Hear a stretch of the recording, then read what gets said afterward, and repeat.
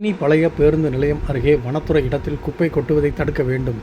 இந்து எழுச்சி முன்னணி சார்பில் தேனி அள்ளிநகரம் நகராட்சி நிர்வாகத்திடம் கோரிக்கை மனு வழங்கப்பட்டது. தேனி மாவட்ட இந்து எழுச்சி முன்னணி சார்பில் மாவட்ட செயலாளர் ராமமூர்த்தி தலைமையில் தேனி அள்ளிநகரம் நகராட்சியின் 14வது வார்டு கவுன்சிலர் நாகராஜிடமும் தேனி அள்ளிநகரம் நகராட்சி ஆணையாளரிடமும் கோரிக்கை மனு வழங்கப்பட்டது. இவர்கள் வழங்கிய அந்த மனுவில் தேனி பழைய அரசு மருத்துவமனை சாலை வடதுபுறத்தில் வனத்துறைக்கு சொந்தமான இடத்தில் தொடர்ந்து சிலர் குப்பை கொட்டி வருவதால் அப்பகுதி முழுவதும் சுகாதாரமற்ற சூழல் நிலவி வருகிறது.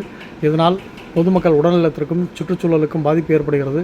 இதன் காரணமாக 2 நாட்களுக்கு முன்பு வனத்துறை அங்கு குப்பைகளை புதைப்பதற்காக குழி தோண்டும் பணியில் ஈடுபட்ட போது அந்த குழி பொதுமக்களுக்கும் வாகன ஓட்டிகளுக்கும் விபத்து அபாயத்தை ஏற்படுத்தக்கூடும் என்பதால் அந்த நடவடிக்கையை மேற்கொள்ள வேண்டாம் என இந்திய எழுச்சி முன்னணி சார்பில் வலியுறுத்தப்பட்டது. இதனையடுத்து வனத்துறை அலுவலர்கள் 1 வார கால அவகாசம் வழங்கப்படுகின்றது. அதற்குள் தற்போது குவிந்துள்ள குப்பைகள் முழுமையாக அகற்றப்பட வேண்டும். மேலும் இனி யாரும் இந்த இடத்தில் குப்பை கொட்டாத வகையில் நகராட்சி நிரந்தர நடவடிக்கை எடுக்க வேண்டும் என கூறினர். அடிப்படையில் தேனி அள்ளிநகரம் நகராட்சி நிர்வாகத்திடம் கோரிக்கை மனு வழங்கப்பட்டது. இவர்கள் மனுவை பெற்றுக்கொண்ட நகராட்சி அலுவலர்கள் உடனடியாக நடவடிக்கை எடுப்பதாக உறுதியளித்தனர்.